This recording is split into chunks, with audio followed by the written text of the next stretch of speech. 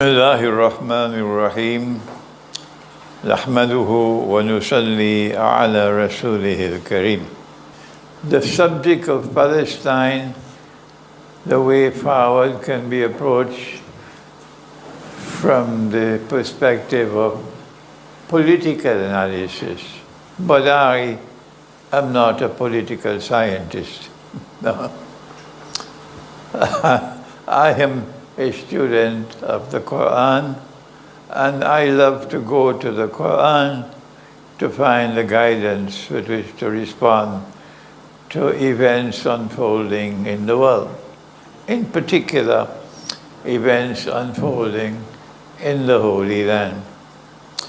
And in order to do that tonight, I want to go back to Surah Al-Isra of the Quran and to Banu Israel,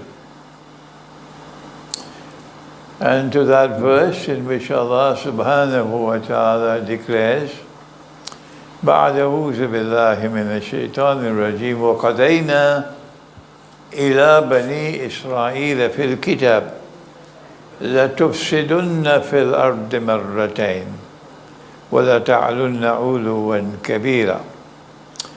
That this was written for Banu Israel, that they will commit fasad in the land twice.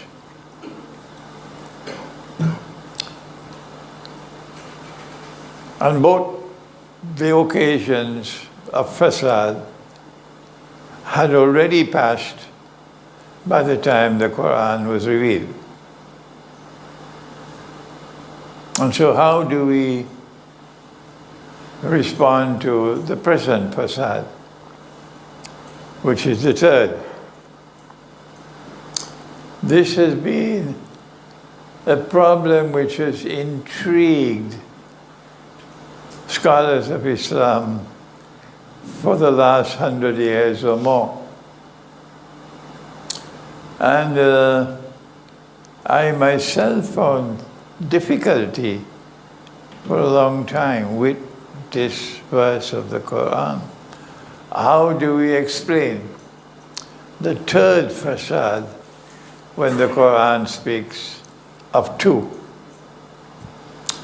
And then I realized, because the river of knowledge flows at its own speed, I then eventually realized that while the first fasad was that of Banu Israel, and the second fasad was that of Banu Israel, the third was not Banu Israel. Well, then who it is who controls power in Israel today, who is committing the fasad, and who it is who controls power in the modern Western world, who are aiding and abetting this fasad? Modern Western civilization bears the brunt of responsibility for the atrocities and genocide in the Holy Land. But modern Western civilization is responsible for much more than that. It is a unique event in human history.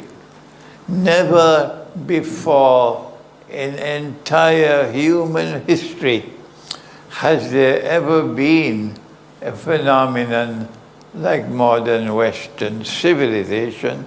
And I don't need to spend the next 10, 15 minutes in sharing with you that every time modern Western civilization delivers to us a revolution, it changes the whole world. An industrial revolution, a scientific and technological revolution, a feminist revolution, a revolution in transport, in travel, in communications, a revolution in education, in knowledge. This is something unique in human history. But modern Western civilization is doing more than changing the world again and again. Not only does modern Western civilization control power in the world, but power rests on the foundations of godlessness. And power is constantly used to oppress. And that power has an obsession with the Holy Land. Even before the modern West emerged, while it was still Western Christendom, Christianity of the West, they already showed that obsession with the Holy Land with the Crusades. The Crusades started in 1090 of that Christian era and continued until a British army conquered Jerusalem in 1917, and the British General Allenby then announced, "Today the Crusades have ended." This modern Western civilization has presented challenges to the religious way of life unprecedented in human history. Now then, I need not spend more time on emphasizing that this is an absolutely unique event in history, unprecedented. But the Quran says that it explains all things. Tibyanan likulli shay. And hence there must be an explanation for the phenomenon of modern Western civilization, which today is responsible for the facade and genocide in Gaza. There must be an explanation for modern Western civilization in the Quran. And if we are to look forward to a way forward, we cannot do that without understanding the reality which confronts us. I hope I have made myself clear. What then does the Quran say about modern Western civilization? Here we come to a sad reality. It's a sad reality, and we do not describe it in any way meant to humiliate others.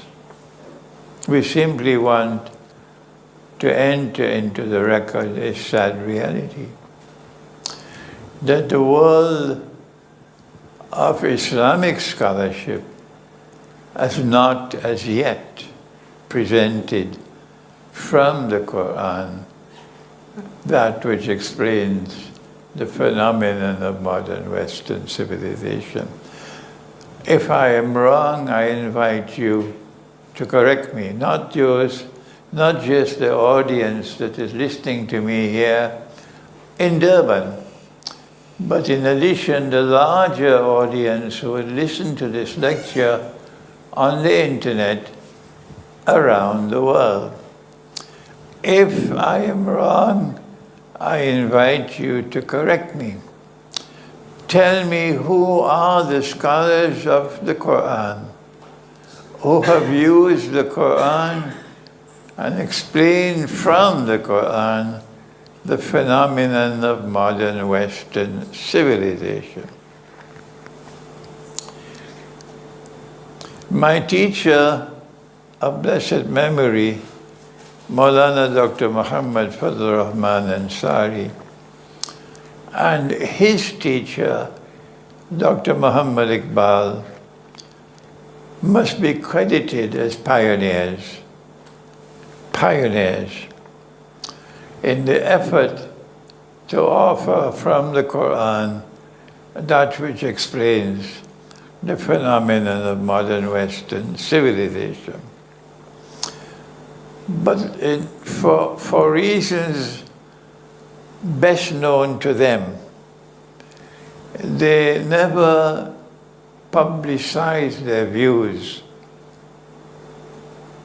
And when they did speak, they spoke in such a way that it was not clear. For reasons best known to them. But nevertheless, they must be recognized as pioneers in the field. I do not include the Turkish scholar Badiüzzaman Sayyid Nursi in that group, although he also seems to be bordering the group.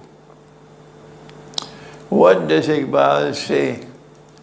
And what does Maulana Fadl Rahman Ansari say about that which explains from the Quran the phenomenon of modern Western civilization? Iqbal did it in Urdu, in poetry, not in prose. And he, somewhere around 1917, he published this astonishing verse in Urdu.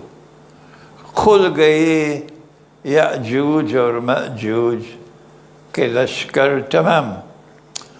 All the armed forces of Gog and Magog have now been released. All. Chashme Muslim dekh le, tafsir harfiran sirun. The world of Islam must now direct its attention to the Quran, says Iqbal. And when you direct your attention to the Quran, you must direct your attention to Surah Al-Anbiya, says Iqbal. And when you direct your attention to Surah Al-Anbiya, you must direct your attention to this passage, which ends with the word Yansirun. What is the passage of the Quran to which Iqbal is directing attention way back in 1917, more than 100 years ago? Allah speaks in Surah Al-Anbiya about a town. And I have explained this 500,000 times already, so my audience might be fed up of me by now. But I can explain it another 500,000 times, and it would appear it makes no difference. It makes no difference.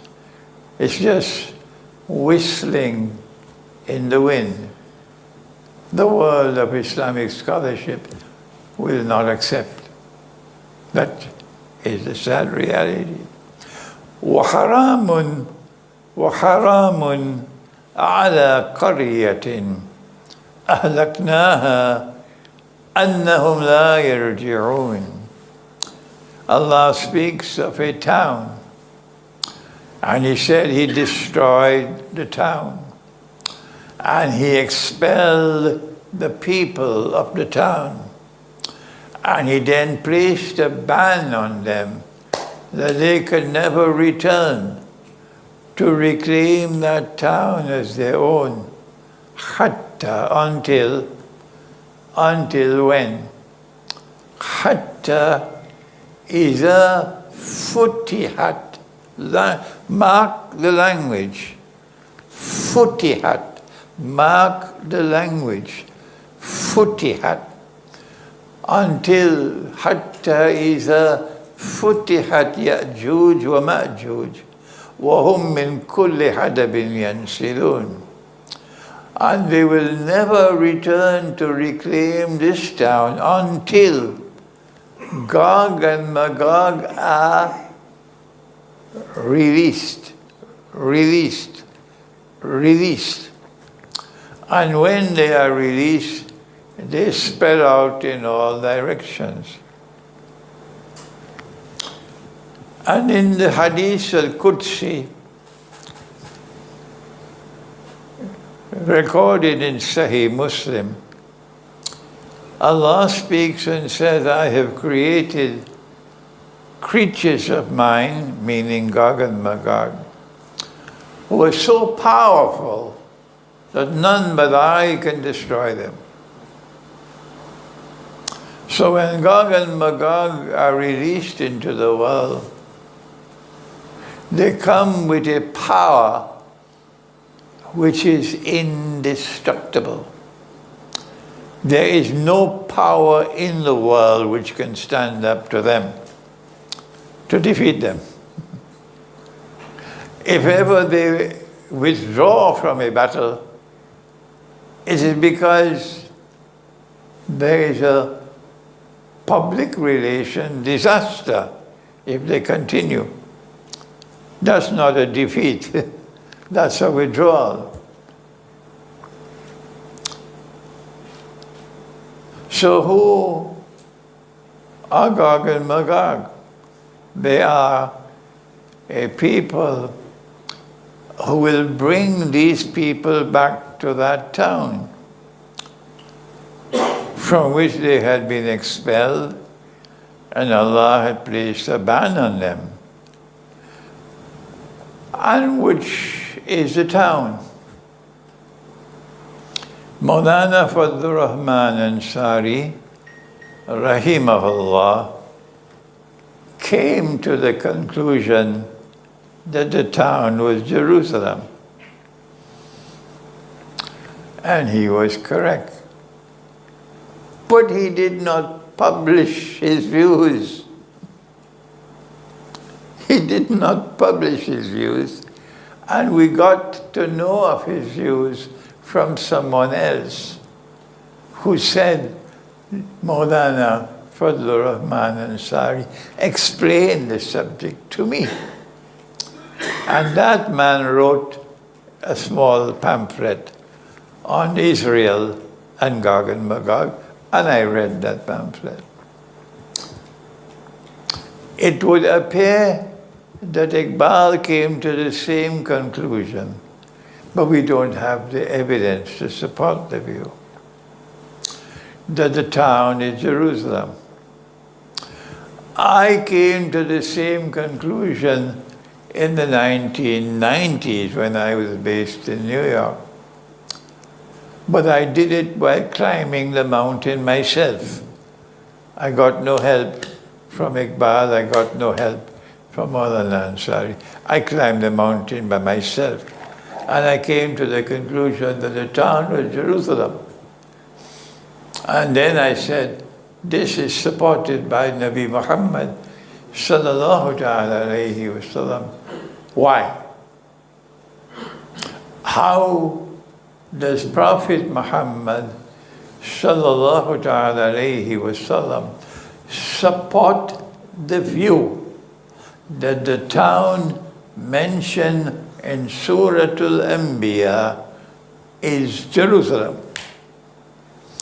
I can only hope and pray that Allah might take these words to those in whose hearts there is no arrogance of knowledge, that they might understand and accept it. But for those who are arrogant, intellectually arrogant, they're following Shaitan. They're hopeless. Nabi Muhammad sallallahu ta'ala alayhi wa sallam spoke about Gog and Magog traveling past the Sea of Galilee on their way to Jerusalem. Of course, the word Jerusalem is not in the Hadith. It is Baytul Maqdis.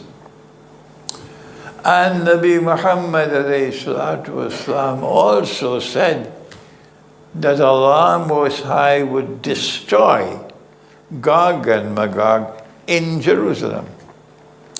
So we have support from Nabi Muhammad ﷺ that the town is Jerusalem. And this was the view of that outstanding scholar of Islam, Maulana Dr. Muhammad Fadlur Rahman Ansari, rahimahullah. Now then, when you and I accept that the town is Jerusalem, now it's possible for us to understand reality, not only in the world, but also in the Holy Land. And it's also now possible for us to look to the way forward. You cannot plan a way forward unless you understand where you are and what is the reality which confronts you. If Gog and Magog are those who brought the Jews back to Jerusalem to reclaim it as their own, 2,000 years after Allah had expelled them and placed a ban on them that they could never return to reclaim Jerusalem as their own, then who are Gog and Magog? The answer is Gog and Magog are those who control power in modern Western civilization. What we have done here tonight is what the world of Islamic scholarship is not prepared to do. And I have been teaching this subject for more than 25 years, and I'm just whistling in the wind, a voice crying in the wilderness. I'm going to use language which may appear to be harsh, but what can I do? When I look at this subject, the necessity of turning to the Quran to find an explanation in the Quran for the phenomenon of modern Western civilization and the silence from the world of Islamic scholarship and the refusal to listen to me, I have no other alternative but to declare that there is an intellectual paralysis which now affects Islamic scholarship, the world of Islamic scholarship. This is very harsh language, but Iqbal used even harsher language than that. Iqbal said there's a need for a reconstruction of religious thought in Islam. That's far more harsh than my language. So now, the first and the second fasad was Banu Israel. But the third fasad is Gog and Magog. And if the third fasad is Gog and Magog, we now understand that Gog and Magog not only control power in the modern West, but also control power in Israel. That those who control power in Israel are not Banu Israel. Banu Israel are a people who are genetically cousins of the Arabs. There is a genetic affinity between Banu Israel and the Arabs. They're like cousins. But those who control power in Israel are not Banu Israel.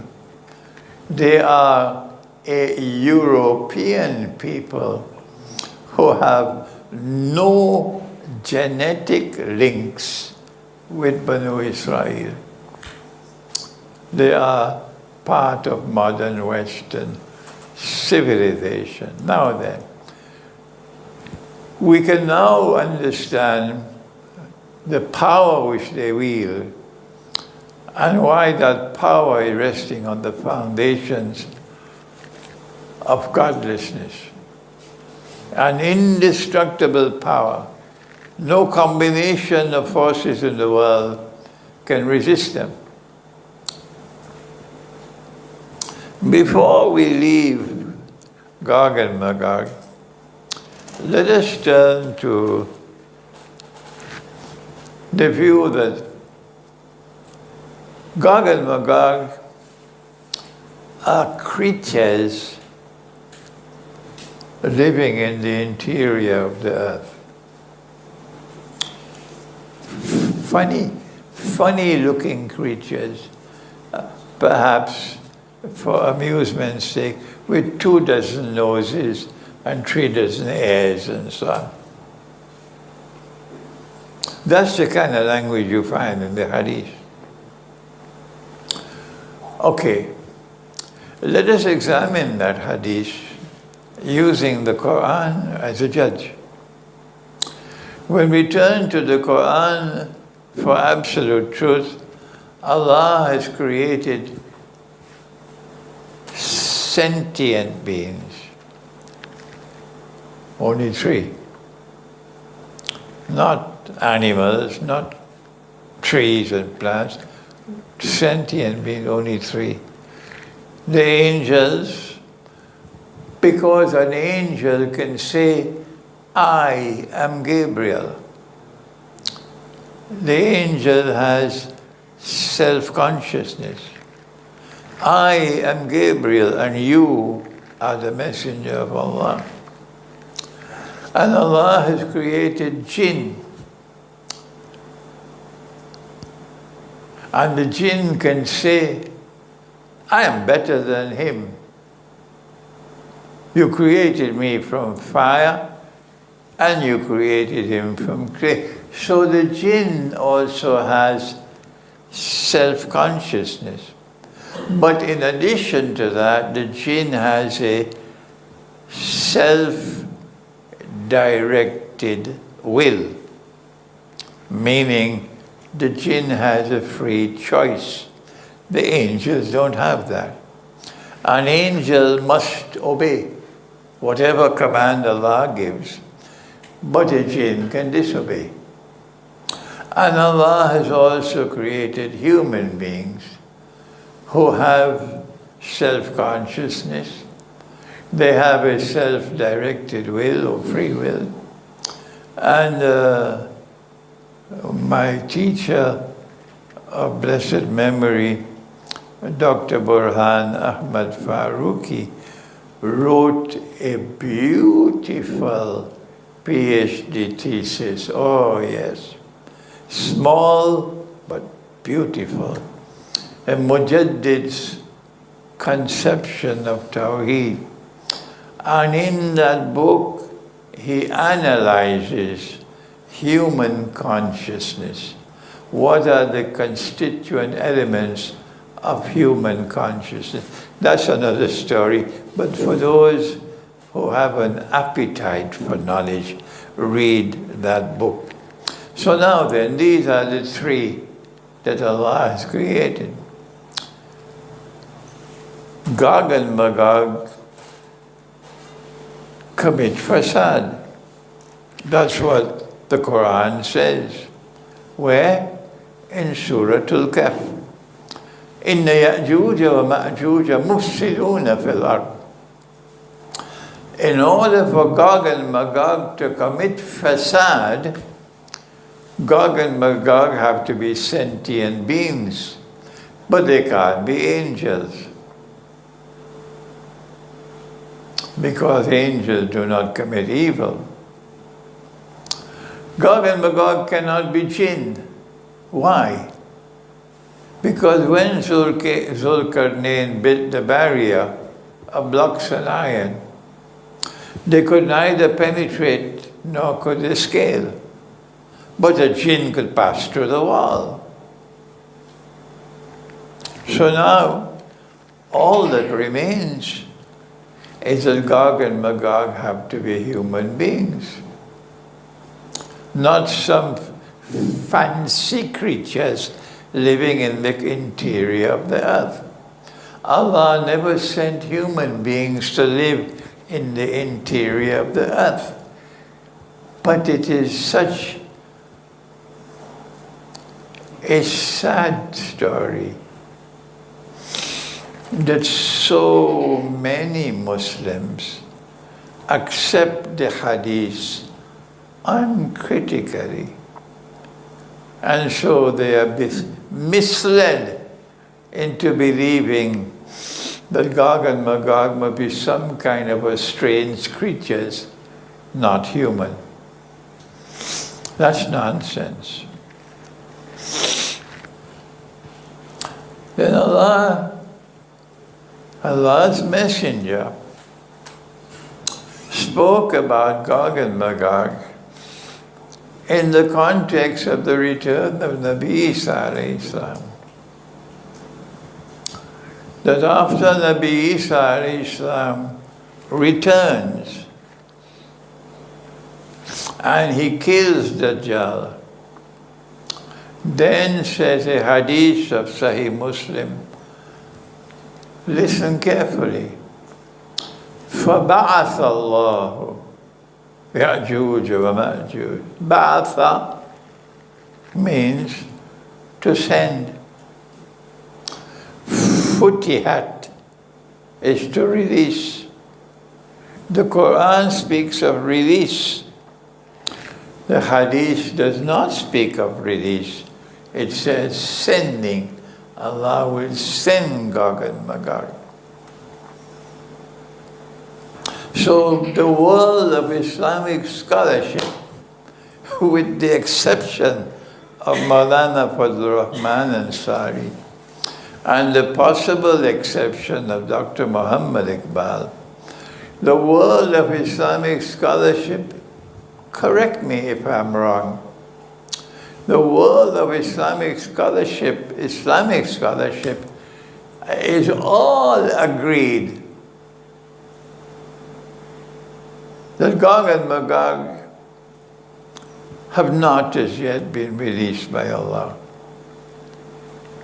And that Gog and Magog are not actors in the world today. Gog and Magog will only be released by Allah after Nabi Isa alayhi salam returns and after he has killed Dajjal. Only then will Allah release Gog and Magog. And I have tried and I have failed. And for me, it's a hopeless task. I call it intellectual paralysis. And unless and until you can go to the Quran to locate that which explains the phenomenon of modern Western civilization, you can't deal with the Holy Land. You can't look to see the way forward for Palestine. We now leave that part of Surah Al-Kahf and we turn to another part where Allah speaks of Zulkarnain. And I am indebted to Muhammad Asad, rahimahullah. Muhammad Asad, yes, he made a mountain of a mistake in declaring that Jesus, Nabi Isa alayhi salam, is dead. But we don't write him off because of that. No. We point out he made a mistake here, but whatever he did, did which was valuable, we should benefit from it.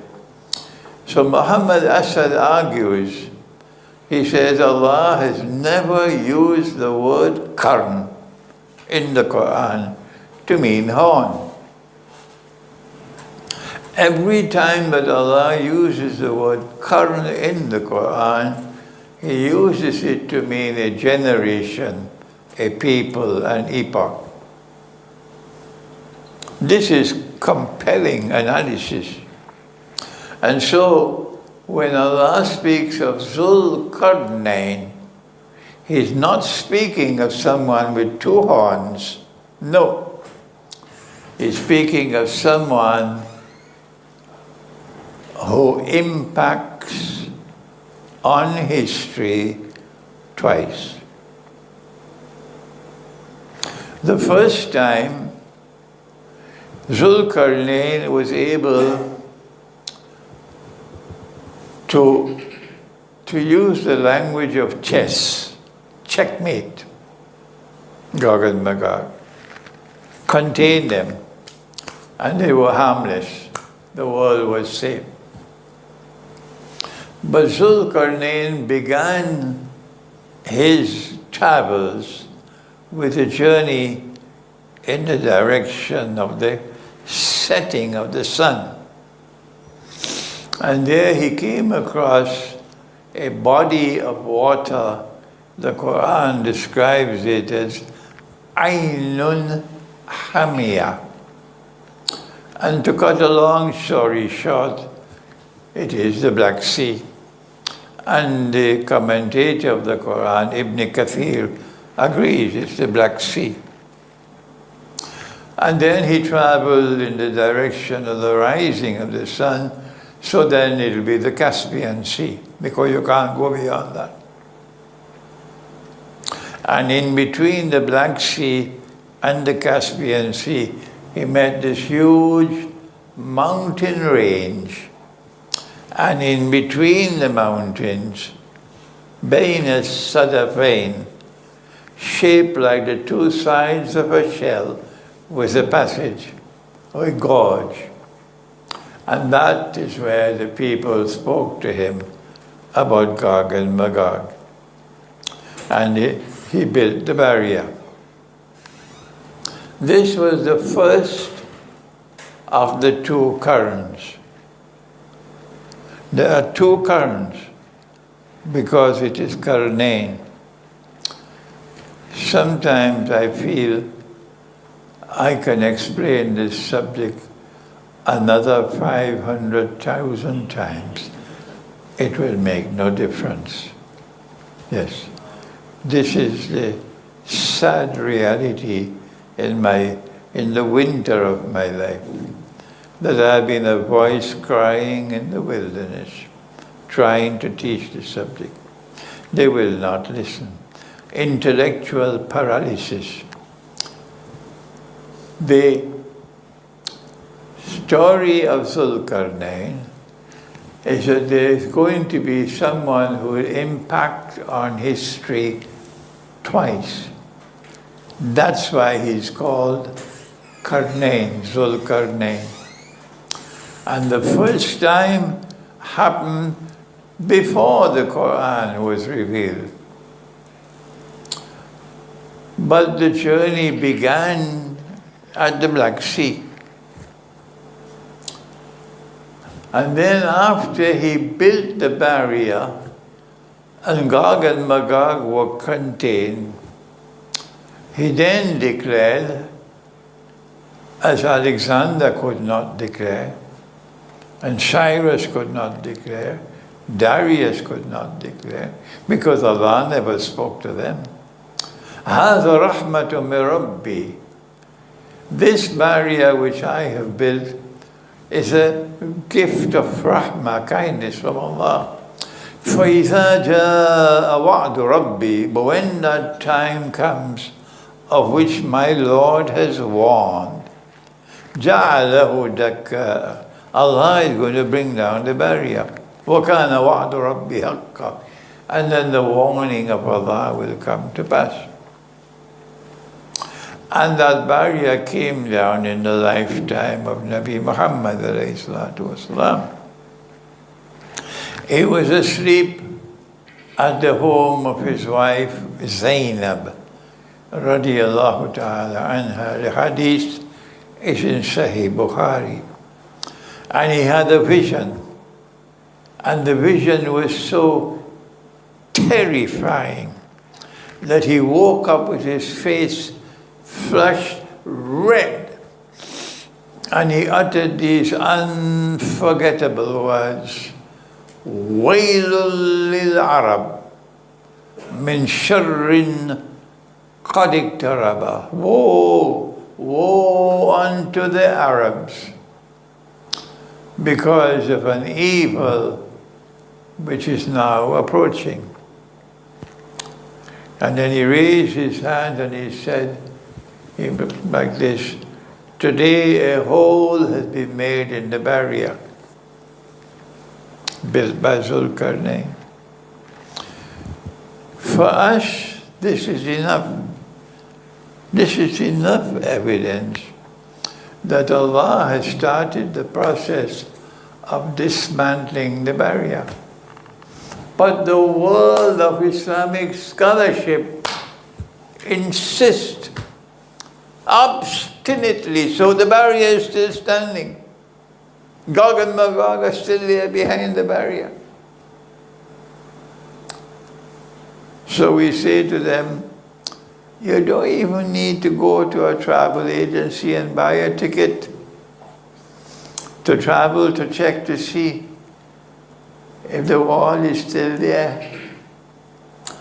All that you need is a laptop and an internet connection. And there's something called Google Earth. And you can see the whole earth. And if there was a wall still standing, somebody would have discovered it by now. And so they're living in fantasy land. This is Islamic scholarship today. In pathetic misguidance on the subject of Gog and Magog. When they were released in the lifetime of the Prophet ﷺ, eventually we saw the evidence when the world of Christianity was broken into two. And one part, this is not Christianity. The Quran does not refer to it as Christianity. The Quran refers to it as Rome, Surah to Rome. And one part of Rome broke away from Constantinople because they went fishing. They went fishing. And Allah cursed them. He cursed them. He said, Kunu kiradatan khasi'in. Be apes, despise. Immediately after this passage, which is in Surah Al-A'raf, there comes this verse. وَإِذْ تَأَذَّنَ رَبُّكَ وَإِذْ تَأَذَّنَ رَبُّكَ. Your Lord has now made this announcement. لَيَبْعَثَنَّ عَلَيْهِمْ. I am going to send against them إِلَى يَوْمِ الْقِيَامَةِ مَنْ يَسُومُهُمْ سُوءَ الْعَذَابِ. I'm going to send against them those who inflict upon them until the end of the world as that which will punish them with terrible punishment. This has to be Dajjal and Gog and Magog. But that's my opinion, and you should not accept my view unless you are convinced that I am correct. But you cannot say I'm wrong unless you can say what is right. Don't say I'm wrong unless you can tell me what is right. And so now, Gog and Magog are released from the world in the lifetime of the Prophet ﷺ. And Gog and Magog are located in modern Western civilization. It's not just power that they have, but Gog and Magog and modern Western civilization.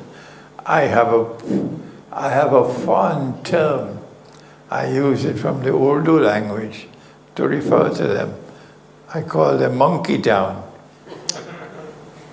But in Urdu, Bandarabad. Monkey Town. Because of Suratul Araf. Now then, we come now to the interesting part of the subject for our topic, Palestine, the way forward. When will the second current take place? No one in the entire world of Islamic scholarship is asking that question. No one. This is the pathetic intellectual paralysis. And I make no apologies for using this language. And if you want to reject me and reject my scholarship, fine, that's not a problem for me. I'm not dependent on you for anything.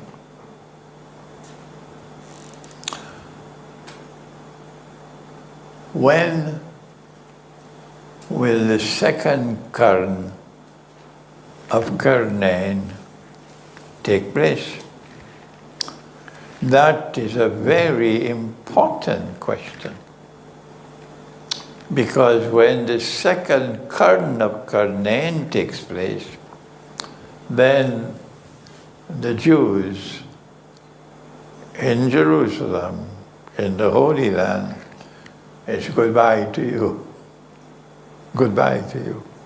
You've lost the big support you had all the time.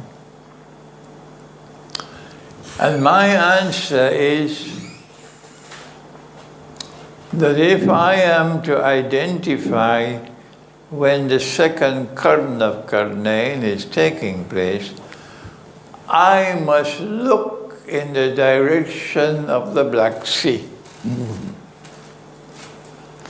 And I must look to see when power returns to the region of the Black Sea, resting on the foundations of faith in Allah.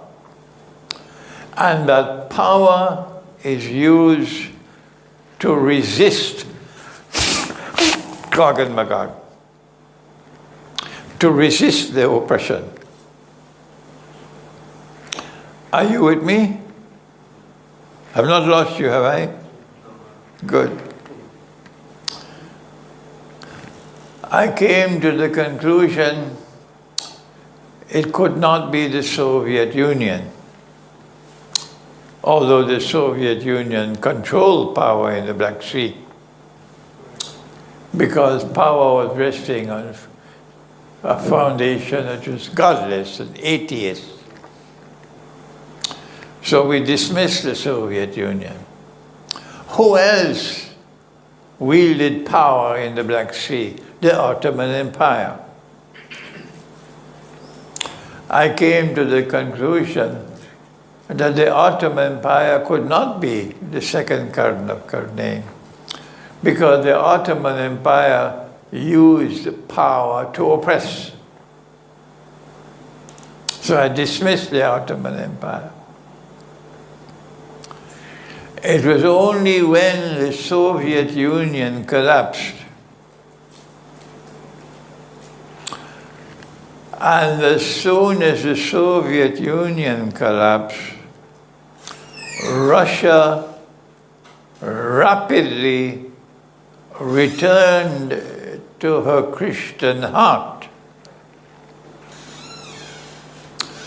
Number one. Number two, Russia, under the rule of the Soviet Union, was miraculously transformed within a matter of just a few decades, 60, 70 years, from a feudal society and an agrarian economy to a modern, scientifically and technologically advanced state. That's what the Soviet Union did. I was a young man, still in my short pants, when the Soviet Union sent something called Sputnik into orbit around the Earth. The young people here would not know the excitement there was in the world when Sputnik went around the Earth.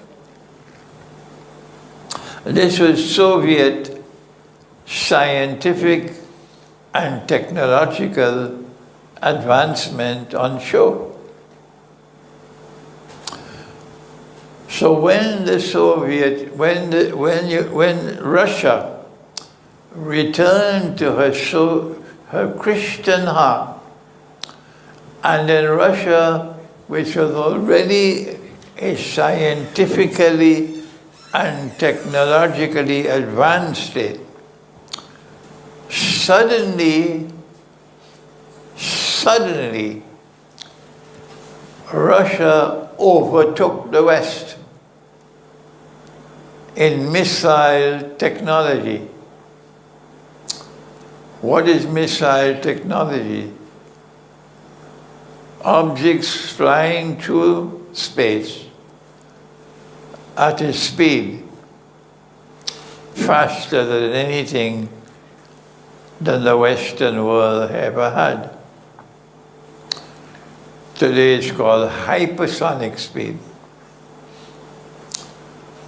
And I recognize that this was connected with the Quran, but that's another subject. And then when I saw Russia recover Crimea in 2014, and at the same time that Russia recovered Crimea, the war with Ukraine was beginning, because the color revolution took place in Ukraine in 2014, and that ushered eventually the war. So in 2014, when Russia recovered Crimea, I said it's time for Imran to celebrate, because I could recognize that the world is now witnessing the commencement of the second khairan of khairan. But I remain a solitary voice with no support from anyone in the world of Islamic scholarship. And it doesn't bother me at all that I have been a solitary voice, because I am convinced that Allah in His kindness has blessed me to understand and explain the Quran correctly. So I can close my eyes without being worried. Now then, the hadith is that when Gog and Magog are released, the first of them will pass by the Sea of Galilee and start to drink the water. Not this. Drink means to consume. And by the time the last of them pass, the last, why last? They will say, there used to be water here. So I've made a link between the two. the second khairan of khairan, and the last of them. That Russia is now destined to contain and to checkmate Gog and Magog, meaning NATO, in the north. And when Russia checkmates them, and the writing is already on the wall, it's already on the wall. When Russia checkmates them in the north, no more Gog and Magog will be going to Jerusalem. So Netanyahu, you're now left with only those which are already released, no more to come. So now what's the road forward? Allah's Messenger said, when Nabi Isa alayhi salam comes, then Gog and Magog will pursue him, and he will climb the mountain in Jerusalem, and they will surround the mountain. And then Nabi Isa alayhi salam will pray to Allah to destroy them. And Allah will then wage biological warfare. And they will all be attacked with something at the top of the spine. Biological warfare. And they will fall down paralyzed. Dr. Mohsen Ibrahim is the expert here in this field of medical ethics. It appears to me that genetically modified food is meant to deprive the immune system of the nourishment it requires. And as you eat genetically modified food, your immune system will continuously grow weaker and weaker until eventually, with this virus, you'll collapse. And Gog and Magog will then die. Next morning, their bodies are decomposing. And that's goodbye now for Israel. If Gog and Magog are those who brought the Jews back to Jerusalem, it does follow now that history cannot end without an intervention by NATO in Israel. That NATO has to intervene in the Holy Land. That the United States and Britain and France and Germany and so on will send their troops to the Holy Land. What can happen to precipitate such a military intervention? I just heard President Trump saying, we have now taken over Gaza. Gaza belongs to us. I said, well, my gosh, there you are. The Americans are now moving into Gaza because it belongs to them. And you're going to have American troops in Gaza.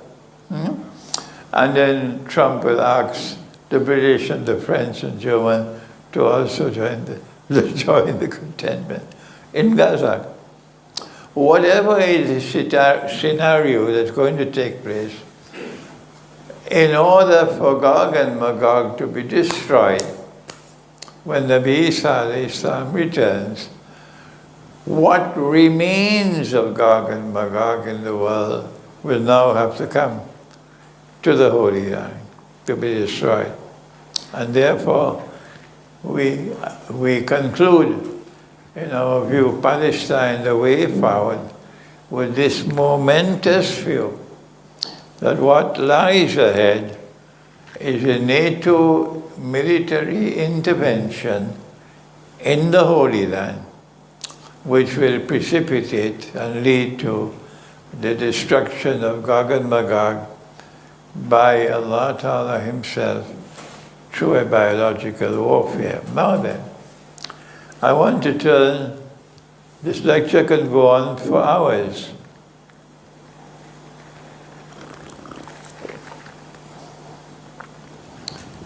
But I want to touch on one more subject, Gaza, the way forward. And that is our Prophet ﷺ said, he warned that in the end time there'll be great liars, so beware. In the end time there'll be great liars, so beware. And the motto of the Israeli Mossad is by way of deception. And what happened in October 2023 was that the 9/11 was repeated. I was in New York on 9/11, 2001. I was in New York. I went that morning to Kennedy Airport at 7 o'clock. And from Kennedy Airport, I went to the airport in New Jersey. And the airport was closed. Flights were cancelled. We didn't know why. And then while I was there in the airport, they said the airport is closed, everybody must vacate the airport. When I went home, then I saw on television what happened, that the World Trade Center had collapsed and so on, a terrorist attack. And I realized that this was a repeat of what happened in the summer of 1914, when an act of terrorism precipitated the First World War. The assassination of the Archduke Franz Ferdinand in Sarajevo in the summer of 1914 precipitated the First World War.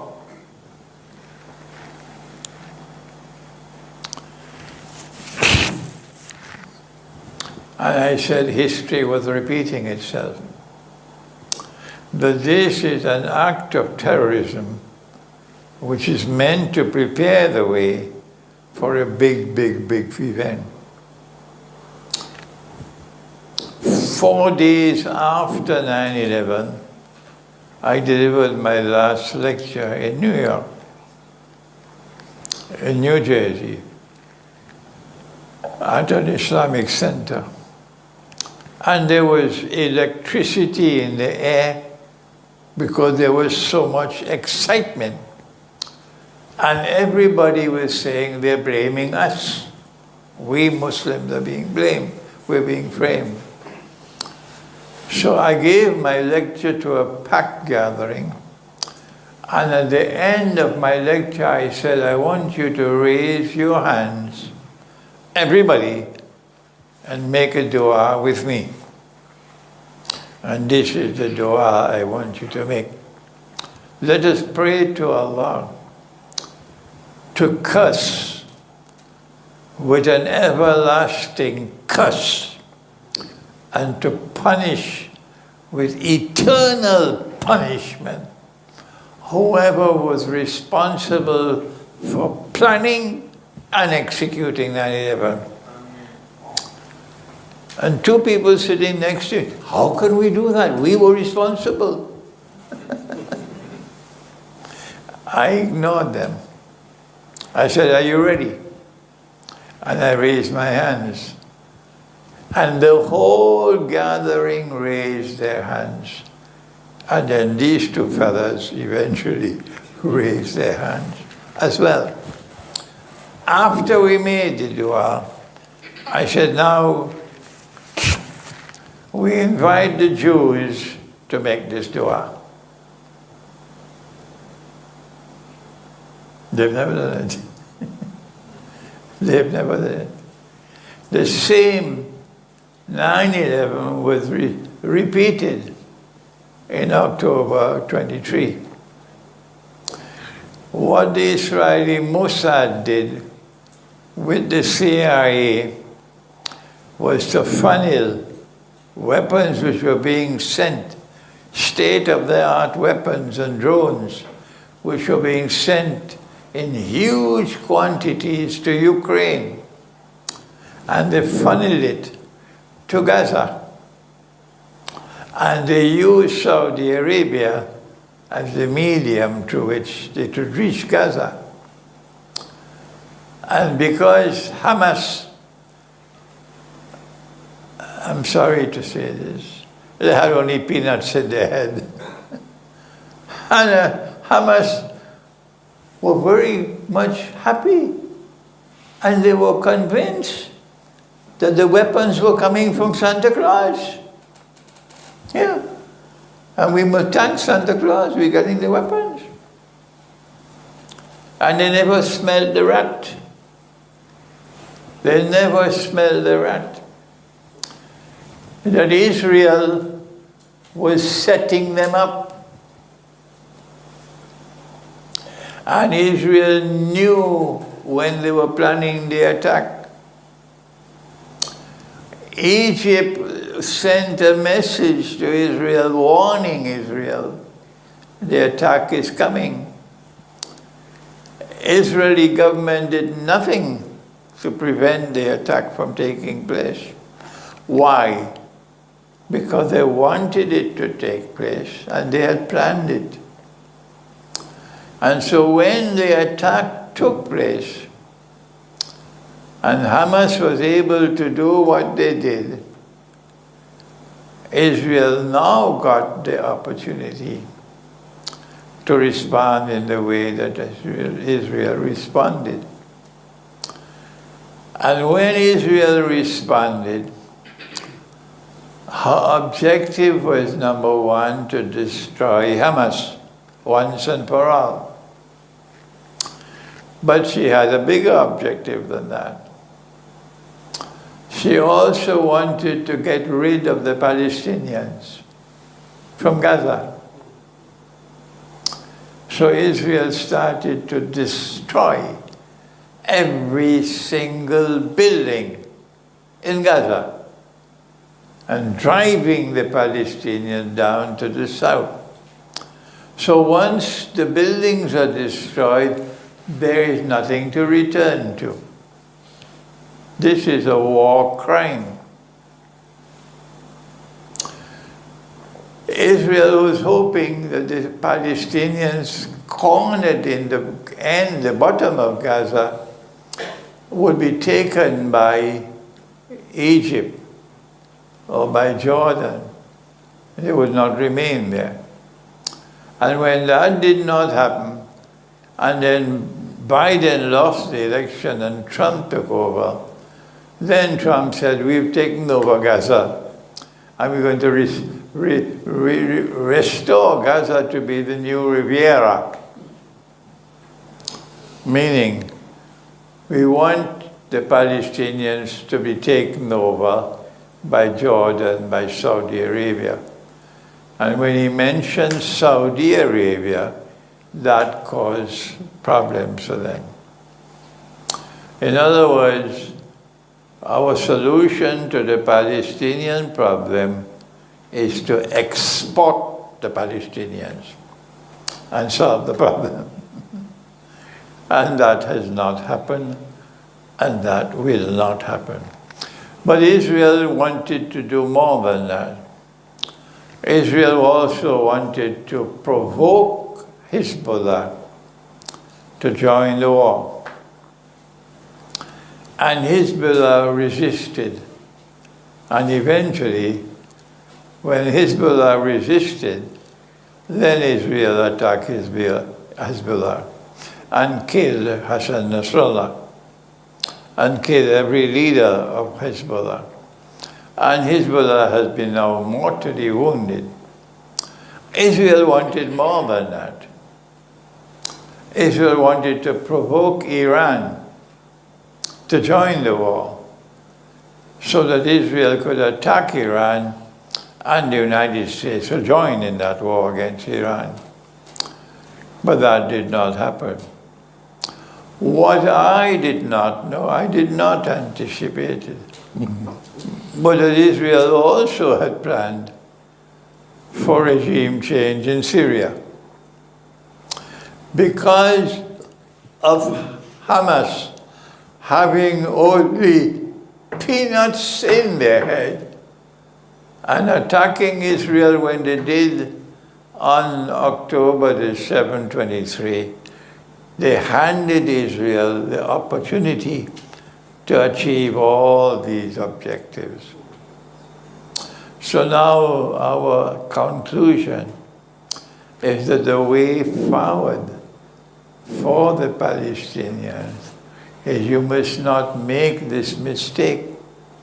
Allah says in the Quran, إِذَا جَاءَكُمْ فَاسِقٌ بِنَبَإٍ فَتَبَيَّنُوا أَن تُصِيبُوا قَوْمًا بِجَهَالَةٍ فَتُصْبِحُوا عَلَى مَا فَعَلْتُمْ نَادِمِينَ. When news come to you from a sinful source, be careful, be careful, check it out, because if you don't, you can make a mistake and be trapped and eventually regret your mistake. So I'm sure that there are more traps awaiting for Palestine in the way ahead. And it is with insight, it is with basar, and being able to anticipate what the enemy is doing, that we can look forward to a better response than the one so far from Hamas. Thank you. Wassalamu alaikum wa rahmatullahi wa barakatuh.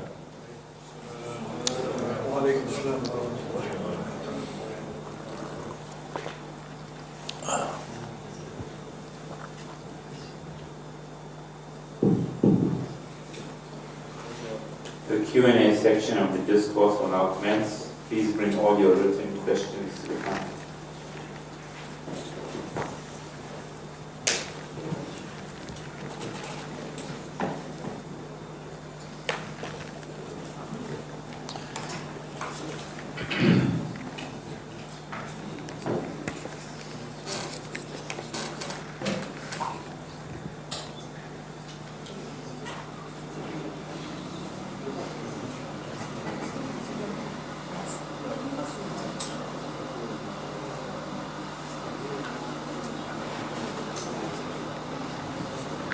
When the Zionists shoot innocent babies in the head, how do we explain?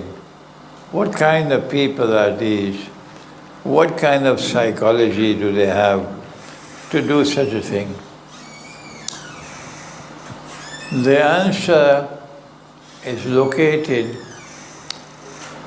in the belief, which is a false belief, that Allah has created them as the chosen people of the Lord God, that they are born superior, that they have a birthright of superiority, and that the rest of mankind are less than human. We are the models of a human being.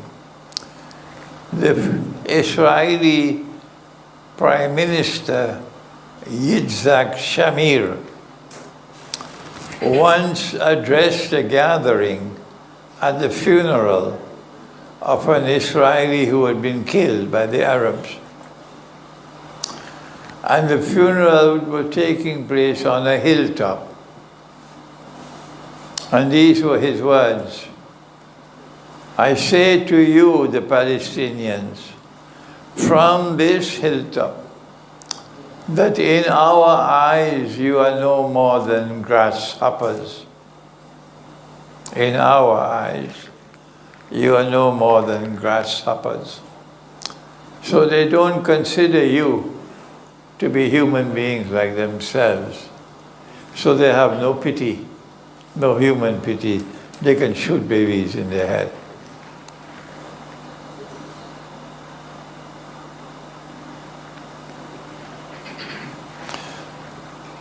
Is the intellectual paralysis due to dogmatic blinkers of our ulama that suppress independent thought? You were so gracious in pardoning Muhammad Asad's mistake in saying that Jesus died. Yet you looked at the good that he did. No one is perfect. So why do our South African ulama slaughter each other, and especially you? It pains me because in every day I witness you pray, Allahumma barik, arina al-haqqa haqqan warzuqna ittiba'ah, wa arina al-batila batilan warzuqna ijtinabah, which means, yes, okay, Dr. Nawaz Khaki, all right. What is the cause of the intellectual paralysis? That is a question Dr. Mohsin Ibrahim will have to answer. He is academically the highest of all of us. No student of Maulana Fazlur Rahman Ansari has risen higher academically than our brother Mohsin.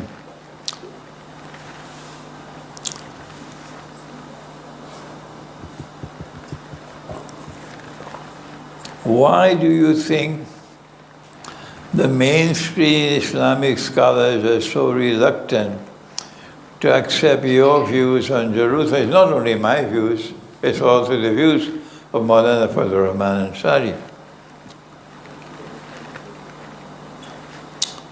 Why are they so reluctant to accept your views on Gog and Magog? What do you think are the implications for them if they did not accept your views? Answer, Mohsin will have to explain why they are not accepting. But the implications of not accepting is that you are at sea. You are incapable of understanding the reality of the world today, and hence incapable of responding appropriately. So you are at sea. How much of a role has this scholarly paralysis played, if at all, in the indecisiveness and inability of Arab governments to act regarding the Palestinian cause? No. The people, the Arab people, the Muslim people around the world are all ready, all of them are ready to fight, to liberate Jerusalem. Yes, just give the word. And many Muslims will be ready to go and fight. But the governments control them, and the armed forces control them, and they are imprisoned. This is the case particularly so of Pakistan. So if you want a Muslim army to march to Jerusalem, as our Prophet has prophesied, from Khorasan, you have to first liberate Pakistan.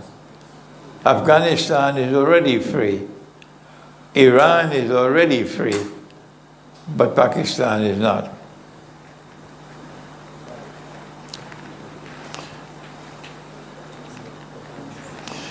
Why will the victory of Russia be a victory for the Islamic world?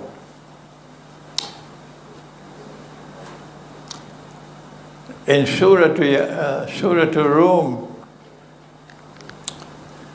Allah says, وَيَوْمَئِذٍ يَفْرَحُ الْمُؤْمِنُونَ, that on that day when Rome is victorious, you Muslims will celebrate. So their victory is ours based on the Quran. Will Nabi Isa alayhi salam return to Bani Israel or to the Muslims? Oh, I'm disappointed with this question. Allah has spoken in the Quran, and obviously you have not read the Quran, you have not studied the Quran. If Allah says in the Quran, I have sent you to Banu Israel, this is what He says in Surah As-Saf. Ya Bani Israel, Inni Rasulullahi ilaykum. I am the messenger of Allah sent to you, Banu Israel.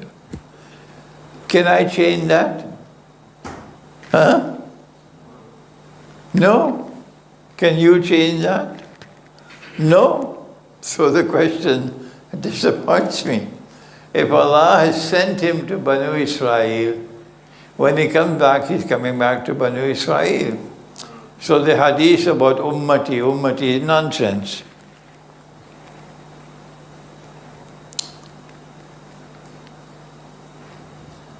Who will stop the last of Gog and Magog? But I answer that.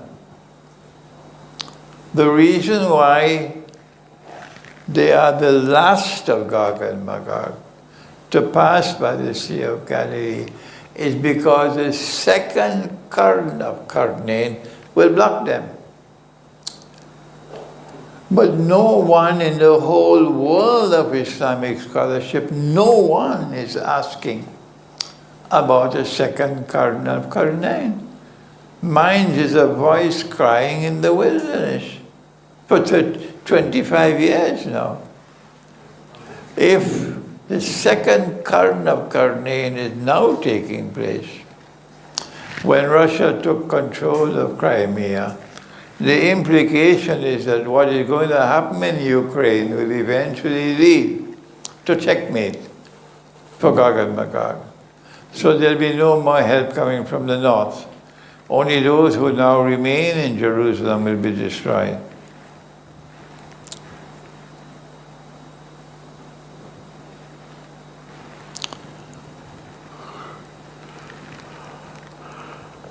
When will Pax Judaica emerge? Good question. In order for Pax Britannica to emerge, Britain had to wage huge numbers of wars. In order for Pax Americana to replace Pax Britannica, we needed 2 world wars. So through analogical reasoning, we come to the conclusion that it is only after the Great War, the Malhama, or Armageddon, that the passage from Pax Americana to Pax Judaica can be effected. Where is the Mahdi in Akhir Zaman? When the time comes for Nabi Isa alayhi salam to return to this world, and Allah has taught him the Quran in addition to the Gospel and the Torah. Nabi Isa alayhi salam will be returning to his ummah. But because he taught the Quran, he also has a responsibility as a guide for this ummah. Otherwise, why did Allah teach him the Quran? In order for him to fulfill his responsibility to the ummah of Nabi Muhammad alayhi salatu wasalam, before he returns, Allah has to send the Imam. No one can possibly achieve the dismantling of all these 50-something nation states into which the world of Islam is now divided. No one can possibly dismantle that except Imam al-Mahdi. And when he returns, it will have to be after the Great War. After the Great War. And when he emerges, he has to restore integrity, political integrity, to the world of Islam. And so the Khilafah state would be restored in Mecca. When the Khilafah state is restored in Mecca, this will represent the most formidable threat to Israel. There'll be nothing in the world to compare with that threat to Israel. So Israel will now be hell-bent on tracking the Mahdi and cornering him and killing him. That is the most important thing for Israel and for Dajjal. And they eventually will succeed in locating the Mahdi when he is in a masjid in Damascus. And Israel will launch a lightning invasion of Syria. And the Israeli army, headed by Dajjal, would surround the masjid. The Imam is inside, and Dajjal is outside. And then Allah sends Nabi Isa alayhi salam.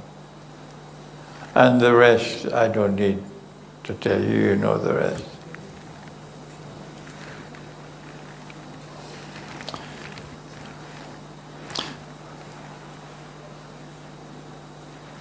What are the two times that Banu Israel committed fasad? The first one was when they changed the Torah and they corrupted the Torah and they put many lies into the Torah.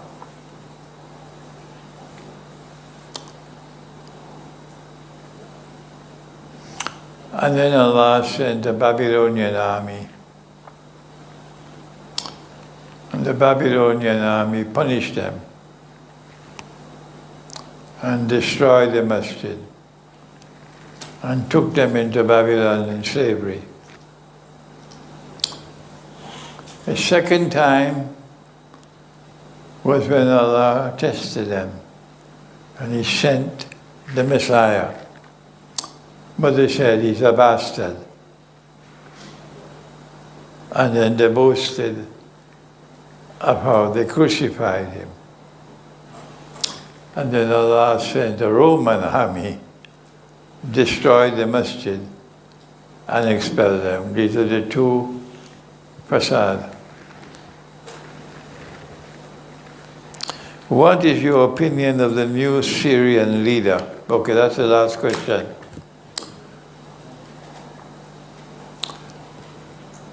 The leaders who have taken over Syria from Assad got the weapons that they needed, got the money that they needed, got the information, the intelligence that they needed from the Israeli Mossad and from the CIA. And when they attacked, Russia was quickly able to understand that NATO had set a trap. That NATO wanted Russia and Iran to intervene to save Assad. And if Russia and Iran had intervened militarily to save Assad, then NATO would have intervened and Trump would have been on board, even though he's not as yet president. He was president in waiting. And if NATO had intervened in that war, then Ukraine would have been saved from defeat. That was the plan. And when Russia realized that was the plan, Russia advised Iran to stay out of it. And when they informed Assad they're not going to intervene, Assad said there's no sense fighting. It's a waste of time for people to be killed. So Assad decided to leave, and the Syrian armed forces were advised, stop fighting, so no more lives to be lost. So what Russia and Iran did was to sacrifice Syria so that you can move to victory in Ukraine. It was more important to get victory in Ukraine than to save Assad. When the Assad government fell, then Netanyahu boasted, we have achieved regime change in Syria. And Biden boasted, we have achieved regime change in Syria. So the Syrian regime does not have any credentials. I call them Israel's puppy dogs. And they didn't like that. They became embarrassed because the evidence is plain as daylight, because Netanyahu said, we did it. Biden said, we did it. So these were puppy dogs. That was one of the reasons why they are now backtracking. And they're now saying, we want Russia to remain in Syria. So that's my opinion of the new Syrian regime. This is enough. We have already exhausted all the questions. But before we end, we cannot allow Professor Mohsin Ibrahim to be quiet. We'd like to get a comment from him. The question is, the Quran says that it explains all things. Therefore, the Quran must explain the phenomenon of modern Western civilization. How do we explain that the modern world of Islamic scholarship is so embarrassingly silent on this subject and continuously reject all that I have done the 25 years, rejecting me and rejecting the answer I've given? How do we explain that? Mohsin, you want to make a comment? No. All right. Well, we have Maulana Abdul Rashid with us, and I want you to get a taste of our dear brother Abdul Rashid, that he should address you briefly, not necessarily on the subject about our lecture today, but so you should get to know him, inshallah. You have a mic for him?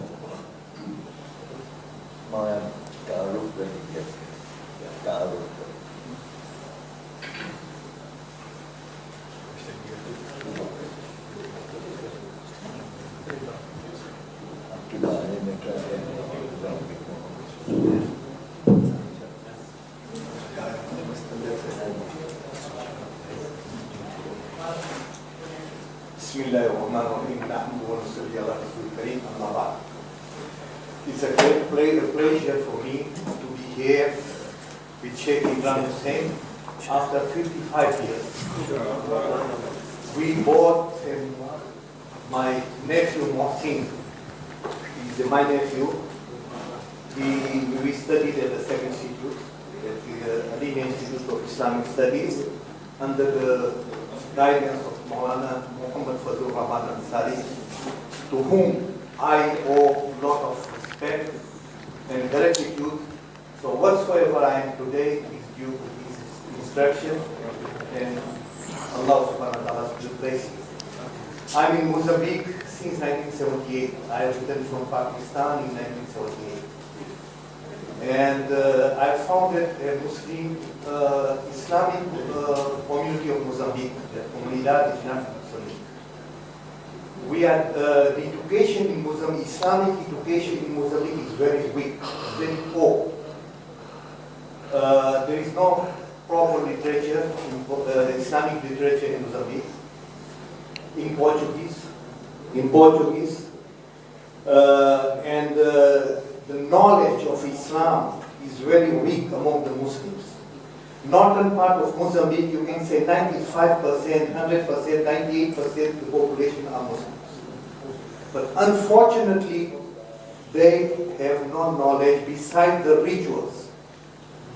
Nothing else besides the rituals. They know how to pray, but they don't know properly. So that's why lack of education. And we Muslims in Mozambique are not contributing properly to transmit the knowledge of Islam and secular education for those Muslims who are out of town. We are building more big masjids, institutions in the town. In the area of, in the ratios of 3 kilometers, you might find 4 or 5 big masjids. But proper education should be transmitted to those who don't have the nasib, or who don't have the fortune to have a proper education, Islamic and secular education as well. And that's why the Muslims are not being upgraded politically, socially, and in other areas. So, due to the knowledge I got from Adina Institute of Islamic Studies, as Maulana Ansari taught the psychology and all these things, I founded this community, and we are building primary school along with Islamic education in rural areas, outside of town, where there is no electricity, no light, no pipe water. We are building the schools, and primary school, secondary school as well, even technical school.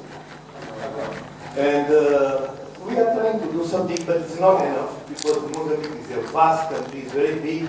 And on northern part, we have taken over 200 madrasas in suburb areas. My son, he's responsible of the northern part of Mozambique. He looks after those. You have to go to the bushes where there is no light, no energy, but there is madrasa with plastic roof, with grass roof, but they are teaching Quran. And the children are learning. And we are collecting those children who are good in reading Quran properly, we bring to the town, and we have got a hostel in northern part, in the center of Mozambique.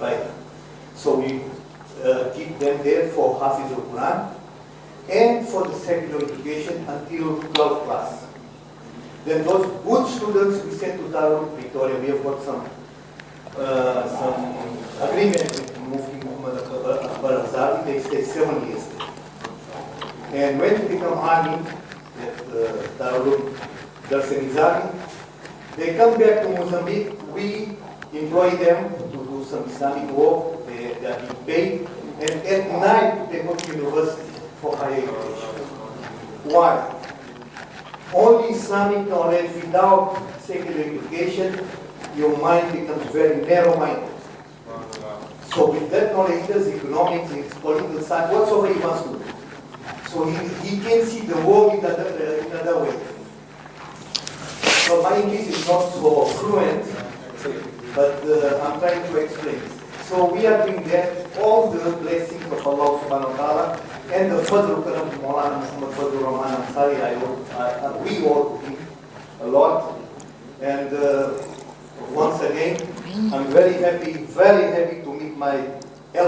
brother Imran, or he's a sheikh, but when I knew him, he was Imran Nazar Hussain. So I still call him like that, as he's my other brother. He was our role model. Why? He's a senior to me, to Mohsin as well. When I was there, he was already graduated. So we used to see him as an example for us. May Allah give him long life to transmit this knowledge, higher knowledge, you can say, higher intellectual knowledge to us all. I've learned a lot also today.